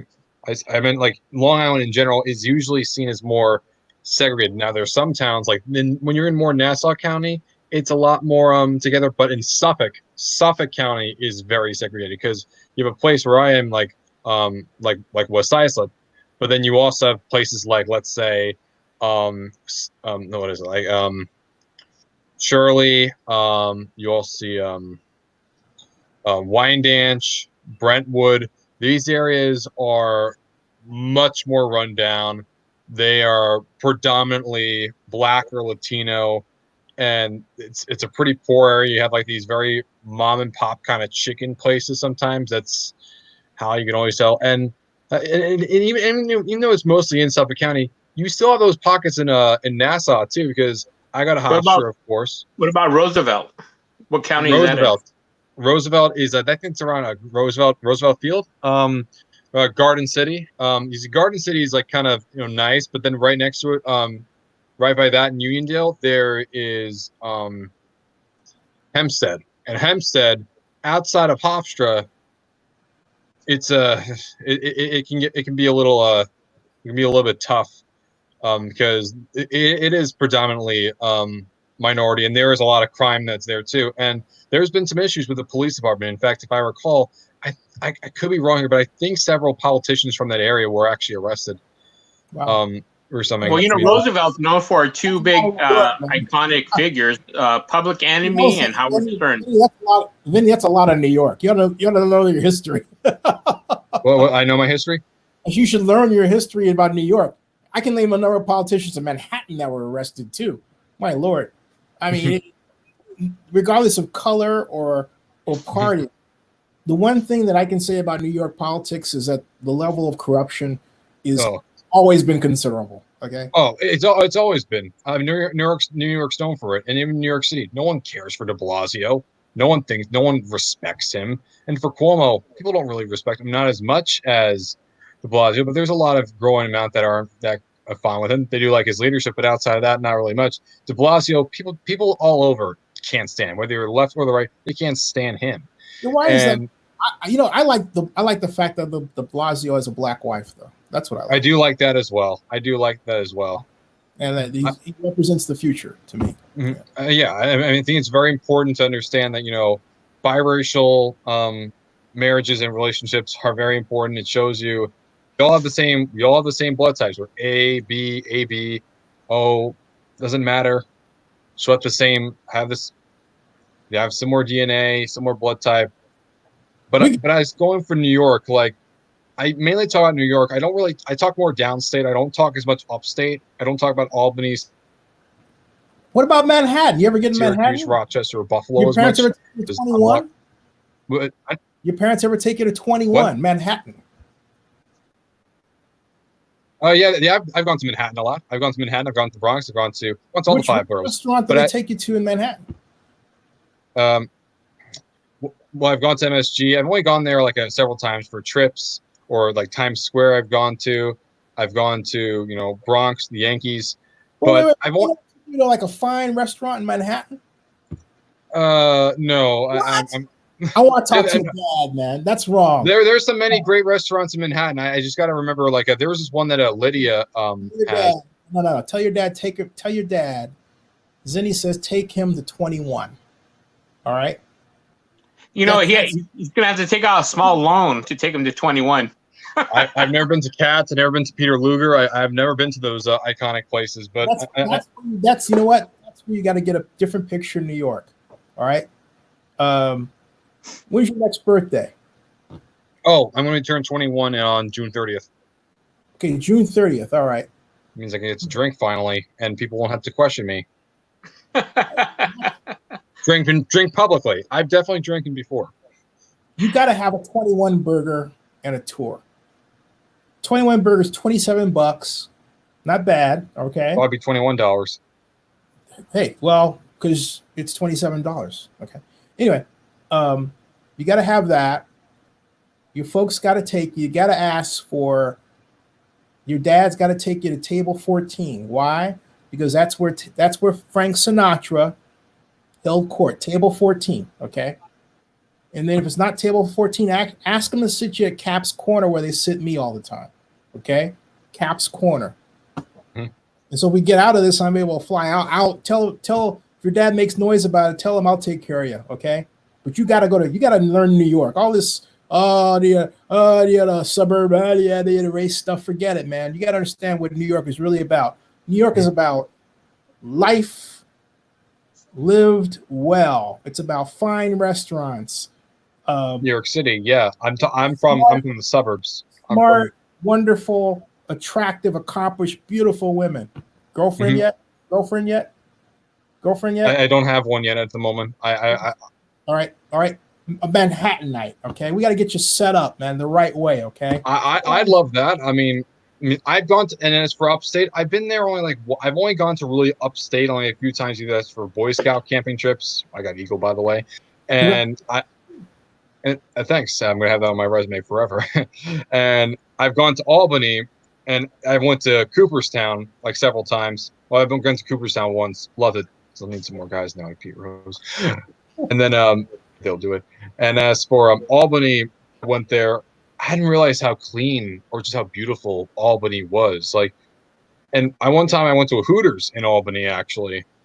Man, I was so disappointed that it's not the same as the commercial, but at the same time, it's Albany. You're not going to expect to see the same people that you would see in Miami. Not Albany. I'm talking about 21 in Manhattan. I'm talking about Wall Street. I'm talking about Michael Douglas.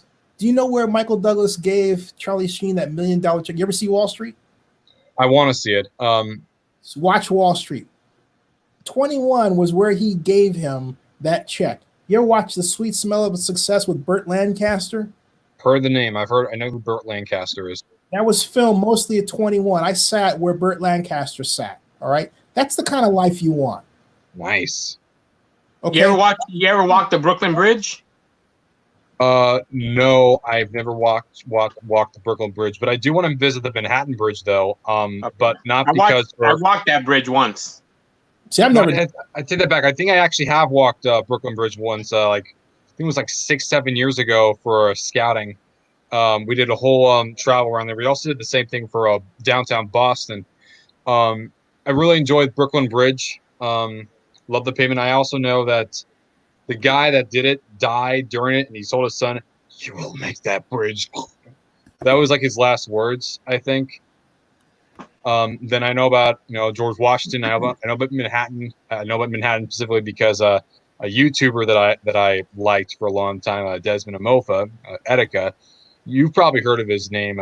He was the one. He was a gaming streamer, and he in fact he jumped off the bridge. Oh, sad story. Sad story. Oh, yeah, I know that went a little bit dark, but it was a massive worldwide manhunt, and then they found it. It's tragic, but that's probably why I want to go there most, because to remember Desmond. But when he was talking about girls, NYU's right there in Greenwich Village. You got to go there.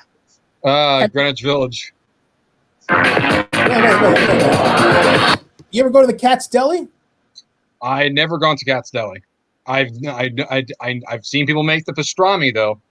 I've seen people eat the pastrami. When Harry Met Sally? That's an iconic movie too. I've seen how Andrew Ray binging with Babish makes the pastrami, though. Oh my Lord! I mean, look, I don't even live around there. I feel like I know New York better than you do. He's young. He's young. Give him time. I'm a suburb guy, Zenny. I'm not even old enough to legally drink. No, I'm not giving him that time. When I was his age, I had these dreams at 21. Okay, so now I'm not giving him that. When I was at Berkeley and I was getting into Lauren Seaton, our thing was that either one of us, the first person that made enough money was going to take the other to 21, and we were 21. Okay, so no, I'm not. Let me show you what Cat's Deli is like. This is Cat's Deli. Okay, this is from our trip during the NFL draft. Here you go.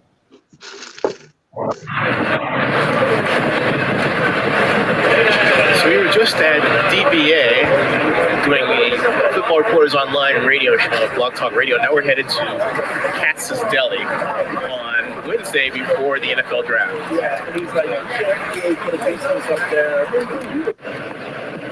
your Lower East Side, the Garment District, the old Jewish regime is the old. Watch out there. So you got Katz's Delicatessen, probably one of the only original Jewish delis left in New York. They did away with a couple of them. So besides Lindy's, besides Carnegie Deli, Katz's is probably the best deli for pastrami in New York City. Oh, I gotta have pastrami then. Oh yeah. All right. That's what you want. Hot pastrami. And it's worth it.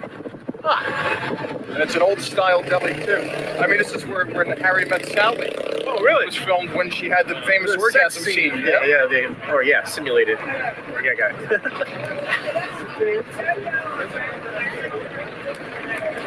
So this is it. This is Katz's Deli. Oh, thank you very much. Wow, look at this. Hurry up, going. Because we're getting... Is that like a ticket system or something? Wow, this is great. This is it, place. This is it. Famous Katz's Deli, right? Yeah, right in front of you. Order one item at a time.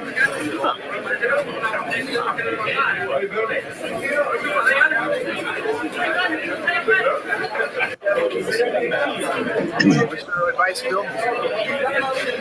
Your appetite's not that big. Don't get a big sandwich.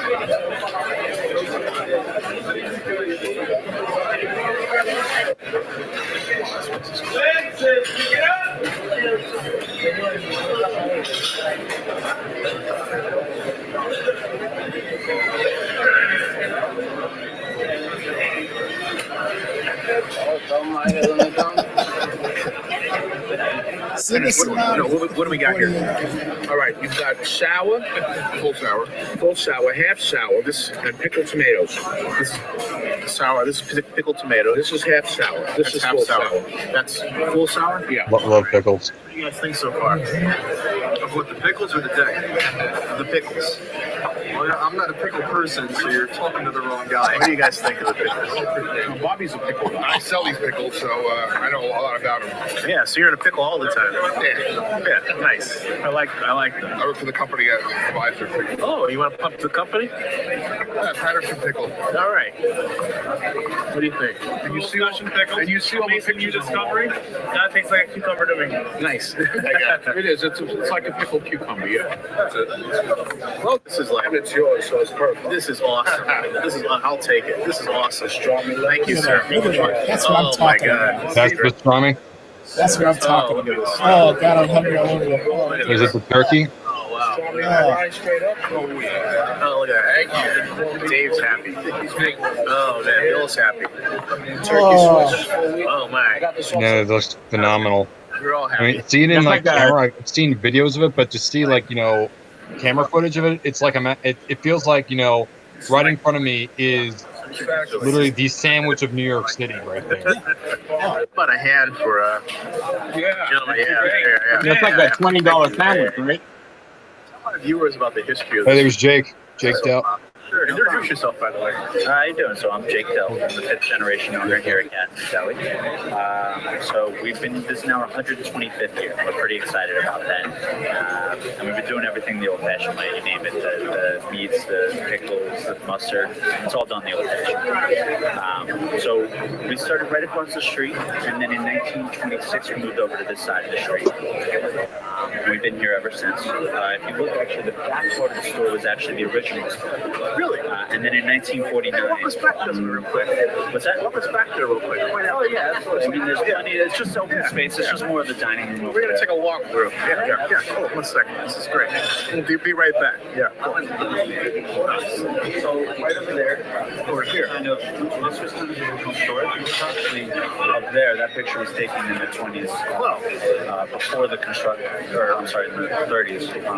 And so this store was faced this way, and that was just an empty lot. Over here. Wow. Yeah, and then in 1949 we expanded out, and it's looked like this since 1949. If you look at some of these neon signs, you have these beers. Yeah, like Shover beer right here. That's right. They're those are old time beers. I gotta ask you, which came first? Well, obviously you were famous before when Harry met Sally came with. That just take it to a whole nother level, or just So it's funny, actually. People say that a lot. We've already been around 100 years, obviously, at that point when the movie came out. And it never says Kansas in the movie. If you look closely, there's no sign, there's no mention of the deli. And it took about 7 or 8 years. I mean, our regulars knew us right away. They recognized us right off the bat. But it took a long time for people to kind of put two and two together. And once they did, yeah, we certainly had a spike in it. And today we get people reenacting the scene. oh my god. It's a lot of fun. I wish. We get a little mix of everyone. Nice. Anyone will come in here and kind of reenact this. And what's your website? Katz'sDelicatessen.com. Hey, thank you so very much. The food is outstanding, folks. You got to come to this place. Thanks again. Thank you. Take care. Nice. Yeah. Not letting you go down and block their precinct, huh? I see. You know, I'm out of here almost a year and a half. I moved out of here. I see some things never change. That's Bill talking. So that's Katz's Deli. But this is the other place you got to go to, right here. This is 21 Club. Okay. Now I have to say, we did all this. All this was for the NFL draft. Okay. Wow. This was covering the draft in New York. I'm at 21 for the 8th time with my friend Julie. Julie, what do you think of 21? Hey, can't beat a nice restaurant with rich mahogany and many leather-bound books. And the tour continues. We had a great. What did you have for meal? I had tuna tartare and got my omega-3s with some steelhead salmon. Flaxseed encrusted steelhead salmon, I might add. She's watching her. Show me your guns. No, She's not going to comply because she's. no, because we're in a restaurant. No flexing zone. Translation: I would really, really, really shock these people if I showed them how shape I was. That's actually kind of true. These people will probably want to scream running from the restaurant if I did. So, Well, they wouldn't scream running from the restaurant. They would be gasping in admiration. But that's her. Okay, I'm trying to coax her through this. Work with me. And Jim Harrison, if you're watching this, I really need your help. Okay.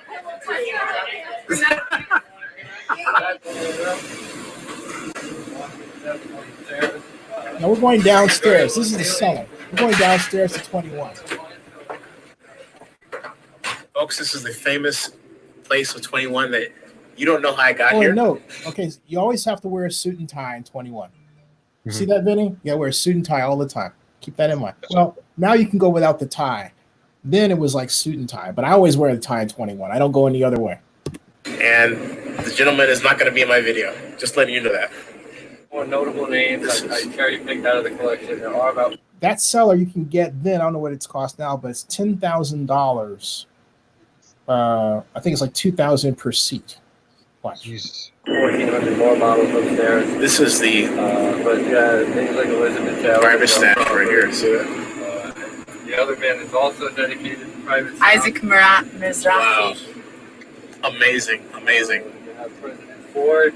President Ford here. Nixon. T-Boone Pickens. Yes. Who's still alive, actually. Yeah. Sammy Davis. And Burgess Meredith, who played the Penguin. Yep. Nixon. John Aston, who is the. Bottles for President Nixon. Wow. He was Gomez. And then Gomez John Adams. Aston again.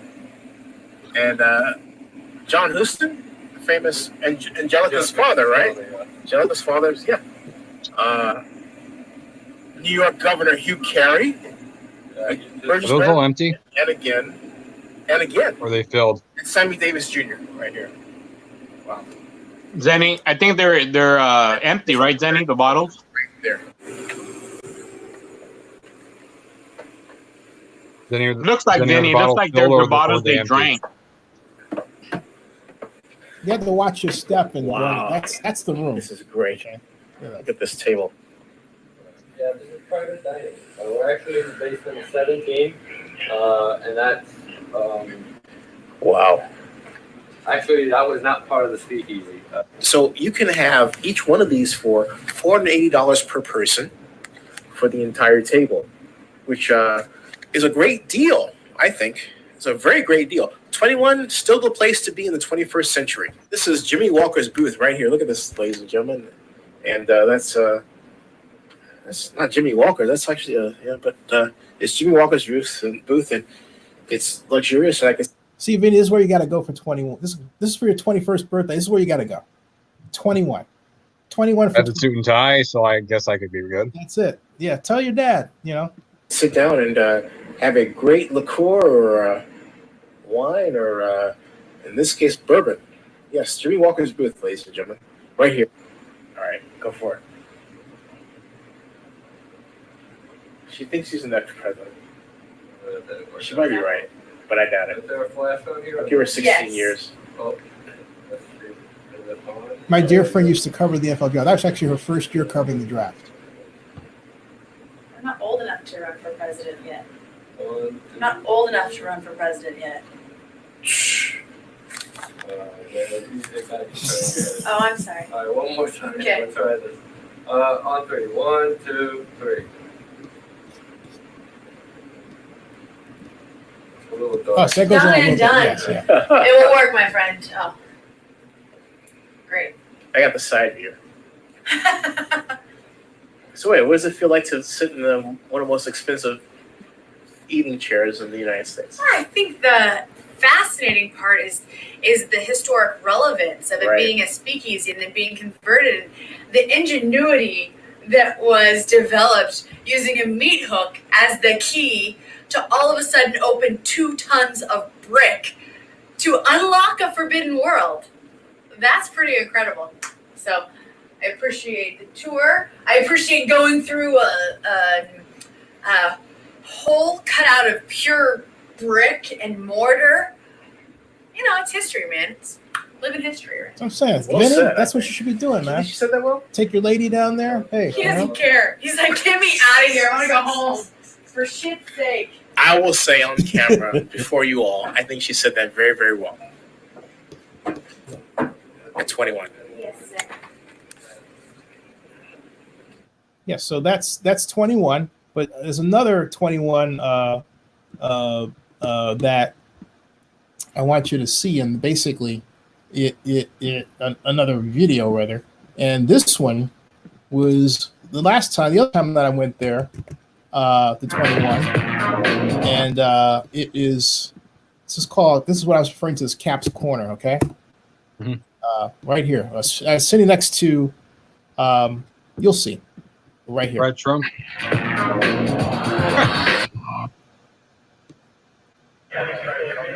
So, ladies and gentlemen, I'm in a famous corner at 21. That's right. And it was a pleasure having you here. Thank you. Thank you. And come see us again. Thank you. And tell me, what is this corner? You say it's Gallo's Corner? Or Gallo's Corner. Yeah. And after a Couple movie was done here. One Fine Day was filmed here. Wall Street with Michael Douglas in the middle section. And 2 for a show in the lounge. And Now, Princess Donald Trump was sit here. That's a Right here. famous right there. Where you right sit. in this Gallo's Corner.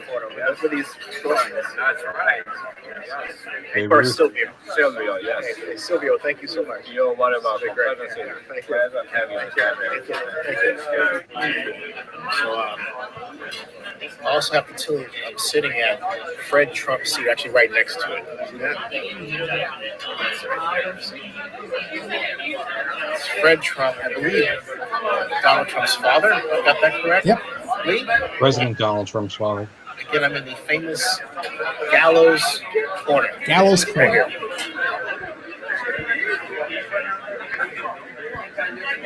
There's the burger, Vinny. There's the burger. That's what I had. That's what I'm saying. I mean, it's like if you're gonna, you're in New York, live well, man. Forget all this, suburb. Manhattan is where it's at, man. That's course, where like- you want to be. At a Dallas area event You know? with local officials, It's Mark like- Cuban said that white then- people. I mean, suburb. about None of that compares to the city. Nothing compares to the boroughs, and especially nothing compares to no other borough compares to the main one, and that's Manhattan. But see, as a young man, ambition is important, just have that ambition. That's what I had when I was 21. I had that ambition, and I wanted to work in Manhattan. What happened was I got an offer.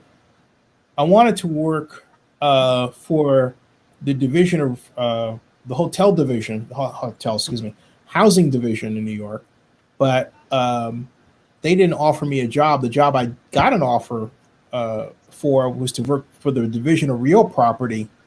It was like $25,000 a year, and I couldn't. I had a amount I wanted to make to live in Manhattan. I couldn't do it on $25,000. It didn't make any sense to come out of grad school and go to do that, there. And I'm glad I didn't. I wouldn't have been happy at all, and although who knows, who knows, but I want to work for CBS actually. Hey, there you go. But that's what I'm saying. It's like, try to plan, but don't be afraid to reach for the best in life. Oh no, never. I'm never one to do that. I know some people that actually work for the parent company. My mother showed me the finest in life. All right, that's why I turned out this way, and she did so as a single mom. Okay. Where was your father? We divorced when I was 6. Oh, so did you ever meet him or know him or no? Oh, I buried him. So no, he's it's very much a part of my life. But you asked, but the whole point was, that's something I really don't want to talk about much on camera. But that's fine. Just because of this. But what I'm saying to you is reach higher. You got Manhattan right there. The only shelter in place right now. But reach higher. Go out and enjoy Manhattan, man. Because all you gotta do is take a train and be there and ask your dad, hey dad, you want to take me to 21? I'd love to go. Why not? Worst he can say is no. And then better yet, show him, are you guys still sheltered in place there, or are you opening up? We're gradually opening up. We just started phase 2. There's going to be heavy regulations on salons and barbershops. There's not going to be any waiting areas. So you just go in. You have to have your mask on all the time. When you're clipping your hair, just make sure they don't clip right behind. Okay, 21 Club right now, it says it's temporarily closed. So yeah, probably. Yeah. And so there are some local pubs by. Yeah, it says please be advised that 21 is currently closed. That's sad. I don't know the news when it's going to reopen. I hope it reopens soon. NYC. Yeah, it's just, well, so there you go. So it's right. Wait, it says 4 New York bars hosted illegal gatherings. Apparently, but it wasn't the 21 Club. All right. So anyway, there you go. So folks, Joseph, you want to add to that? No, there's a great pizza place in Little Italy that I would recommend. I'm just drawing a blank on the name. It's the first pizzeria in the island of New York. It was in Manhattan, Little Italy, and I just drawn a blank, so I apologize for that. But it's the very first pizzeria. It happens. It happens. Yeah, and so since both of you have done the draft with me, that was when I was flying in. I met Bill Chackus in the first video, who was at the Cat's Deli at the 2005 draft. He was the loudmouth at the back, but had been to, at that point, Bill had already been to 22 NFL drafts. Yeah.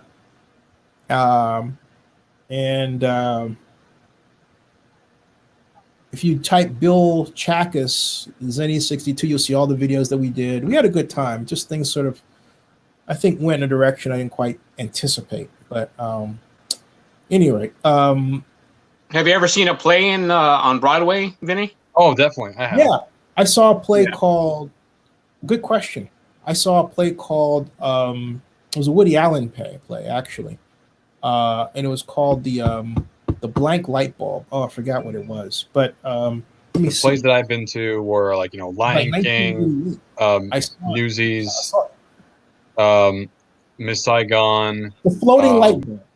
That's what it was. Miss Saigon, Newsies, Aladdin, Wicked, Jersey Boys, Carol King, Carol Burnett, not Carol, You saw no, Carol King? Carol King. With Melissa Benoist as Carol King? Yes. How'd you like her? I liked her. I thought she was pretty good at the role. She played. I wanted to see Wicked because the last time I was there, that's when it was real popular and it was sold out. But I did see Phantom of the Opera. I saw Phantom as well. And I saw Chicago with BB Newirth playing the lead role. You see, that's what you guys nice. got me to do. I gotta catch up fast because I haven't seen any current plays. I haven't even seen Hamilton, which is a musical. Hamilton's going to be going on Disney Plus actually on July 3rd. Oh, I have Disney Plus. Okay. Yeah, and I also got HBO Max. I got them all. I got Netflix, Prime, Disney Plus, HBO Max. Gotta get Hulu as well. Another Disney. You reminded me of something. I'm gonna get Julie Bueller on here because she's got a show. Meet the modern Julie Bueller. That's been a few years. We still keep in touch. I love her to death. She's great. Quick trivia on HBO Max, based on the topic we've been discussing all night, is that they pulled Gone with the Wind. Temporarily. Temporarily. I guess, but when they bring it back, it's going to be because they want an open forum discussion about race relations. They pulled Gone with the Wind? Temporarily pulled because of what's going on, but when they bring it back on, like I said, they want to have a discussion panel. HBO Max. Gone with the Wind is one of the greatest movies ever made. It is. It is. And you know what? That's funny. The one thing I wanted to point out when you were talking about how you didn't, when you saw Dukes of Hazzard, you didn't make that comparison with the Confederate flag. So when I was a kid, I loved those movies. At the time, I didn't. I'm sorry. Right. Well, the same thing with me when I saw Gone with the Wind. I didn't see that correlation as a kid. And so I think that's why now that we're so socially conscious now as a society, that's one of the reasons why they pulled it. And so when they bring it back, I think Vinny could attest to this, that they plan to have a discussion open panel and discuss race relations and what that represented in the movie as opposed to now. But the other thing that people got to, because the big problem is that I'm talking about you, Vinny, you grew up without, you don't know what it's like to be without the internet. I don't. See, I do. And I think to an extent, Joseph over there does. But yeah. I do. And your friendships were healthier. You had to interact with people, so you had no more true friends. I agree. And, we have to really, I think, figure out a way to re-engineer that into our lives. Anyway, I got to go down and yeah. Hey, everybody, thanks for tuning in. All right. And thank you for listening, and it's been fantastic. All right. See you all tomorrow. By the way, stick around. Don't. I gotta go anyway. I'm leaving. Stick around for a second. Thanks, everybody.